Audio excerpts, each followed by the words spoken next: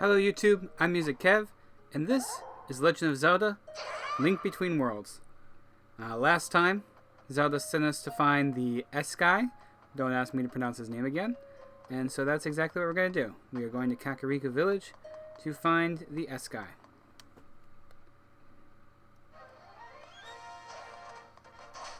There's that classic theme.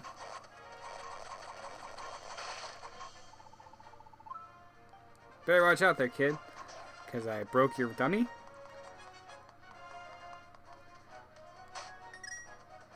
So, the other thing about this, I might have mentioned it already, that you can hold up to 9,999 rubies. The reason for that is that rubies are a little bit more important in this game than they have been in other ones. And the reason that they are more important is something we'll get to once we get to this main part of the gameplay. But for now, I'm heading to a house that has an X on it. I don't have the bottom screen showing anymore. Oh, look, a windmill. Always gotta activate the windmills. And yes, I know I said I wasn't gonna save in the middle of an episode, but I just needed to activate the windmill. And no, don't tell me what to do, Nintendo. You don't have to tell me when to take a break. Thank you. Alright. And everyone knows the best thing to do is to kill chickens. I know what's going to happen, and I just want to see it in 3D. Yep, there it is. Attack of the chickens. This little place usually has a treasure chest, but I can't quite get to it. That's the music from Ocarina of Time, I believe. And just throw this chicken off the ledge. Alright, the X is on this house, but it seems to be locked. Let's try the other one. Because, yeah, those are two different houses. Zelda. Master Sword. Ugh. Oh dear. Dozed off again. It's you, Music Kev. But the look on your face, so grim. Child, what's the matter? Ceres was turned into a what? A painting, and then she was stolen away? And Princess Zelda sent you here to tell me? Ah, I could see. This means only one thing. I'm sure you've heard the legends of old about the 7 sages and the hero who saved Hyrule. We're gonna go with yes, because that's a lot more story. That's kind of what we read before. Ceres is a descendant of the original 7 sages who sealed Ganon in darkness all those years ago. This Yuga you speak of, he must be after the 7 sages of our day. He surely intends to free Ganon. Oh no! When I heard rumors of a strange man lurking near the Eastern Palace, I sent my pupil, Osfala, to investigate. I've put him in danger, for he is also a descendant of the 7 sages. I'm sure Yuga will be waiting for him. I'll never make it in time to warn him. But you, Music Kev, could you hurry to Osfala and tell him everything, please? I've made note of the location of the Eastern Palace on your map. You can zoom in and out by using plus and minus, but you may know that already. There's no time to lose. Go now, quickly. Now, normally Mr. the S-Guy is hanging out by the Eastern Palace, not in Kakariko Village. This game, slightly different. So we have to walk all the way across to get to the Eastern Palace. Oh, look. It's a person on a broom. It's a witch. And there she goes. Maybe we'll run into her again. So as I traverse my way across the town, or not the town, across Hyrule, I'll just also mention that this map layout is exactly the same as it was in Zelda. Really? That's a green chew. It hit me for 2. Yeah, this is gonna be really ridiculous really fast. Now there's a heart, so maybe I won't die. Nope, I'll still die in 1 hit. I can't get this piece of heart because I can't lift boulders. And this is the fastest I can run. And I thought that I could get out that way, but again, can't lift boulders. So I have to take the long way around. Legend of Zelda gets a lot better once you have the ability to use all the items and have all the upgrades, because it's just more about exploration.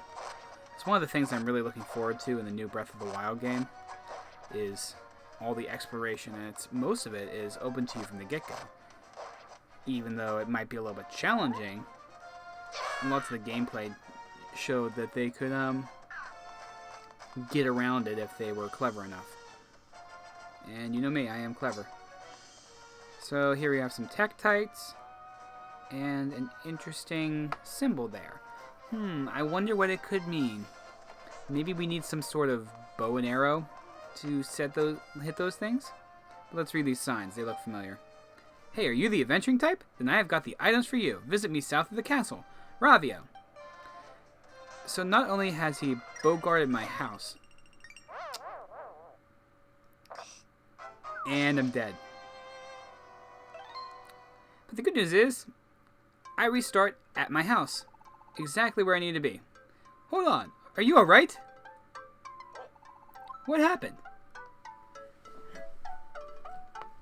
Yeah, I did that on purpose. That was a speedrunner strat. What's that? Saw my signs at the Eastern Palace, did you? I was going to open a store near the palace, but then I saw those monsters and I hightailed it out of there. Way too many monsters around there for my liking. You get me? But I seem to recall some stone pedestals near my signs. Did you see a symbol on them? Oh, you did? Well, do you remember what the symbol was? No, I can't remember 3 seconds ago. That's right. It was the. Remind you of anything? Like maybe this? No way, it's a bow and arrow. You rented the bow. Don't forget you can aim on the go. Normally I'd charge you a rental fee, but I'll lend it to you for free. This time anyway. But I'll be taking that back if anything happens to you out there. In other words, if I die, he takes back the item. So this is where the money comes into play.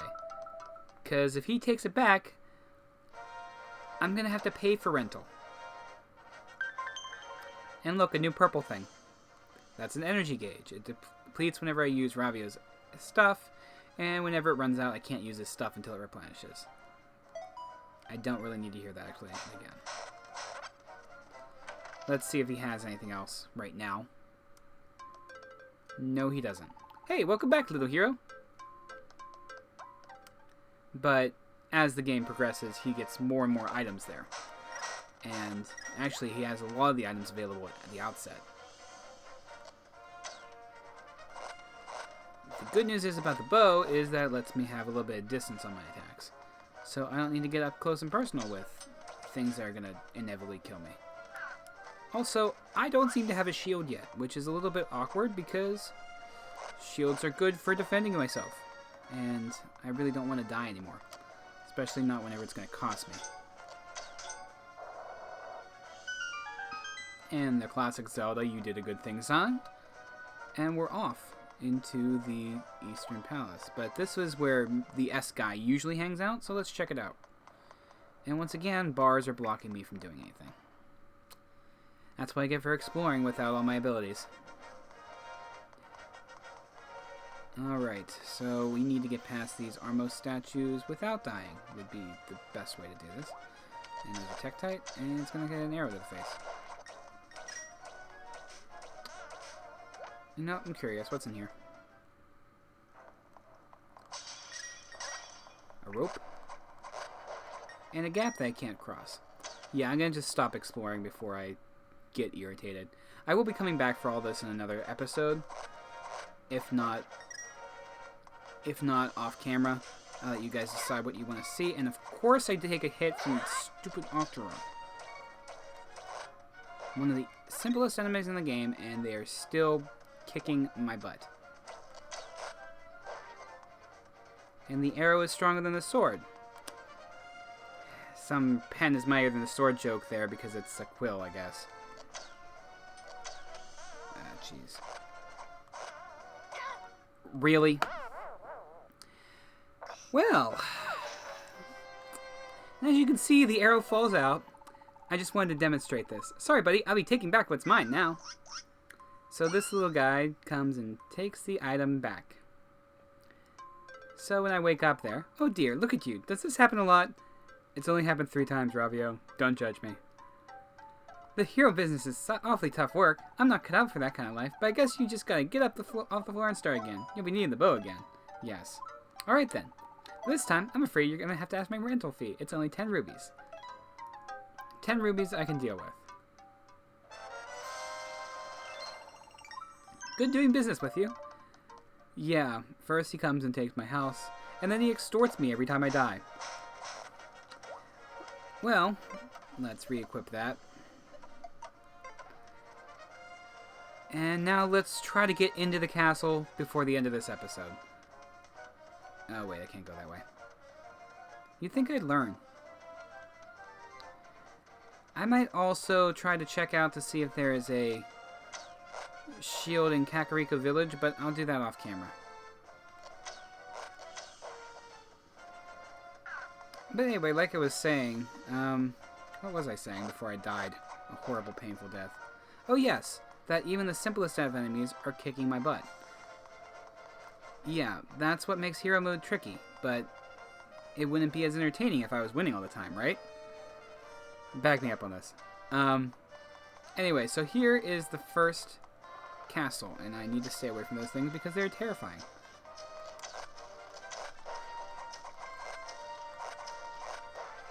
Just a wall of sword swings. You stop where you are! What are you doing here at the Eastern Palace? Oh, my apologies. I thought you were someone I'm looking for. Aren't you Music Kev? You're the blacksmith's apprentice, right? But what brings you all the way out to the Eastern Palace? The S-guy told me. With all deeds at the sanctuary? My master sent you to fetch me back to safety? Ha ha ha. This Yuga you speak of, surely he's cause for grave concern. But why should the S-guy be worried about me?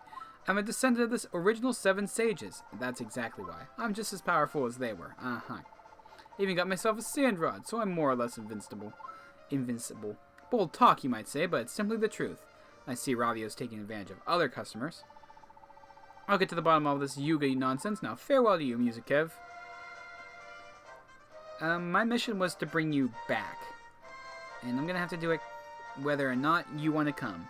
So, for the next episode, we will be going into the Eastern Palace. But in between, I'm going to save. This has been Legend of Zelda: A Link Between Worlds, and I have been Music Kev. See you next time.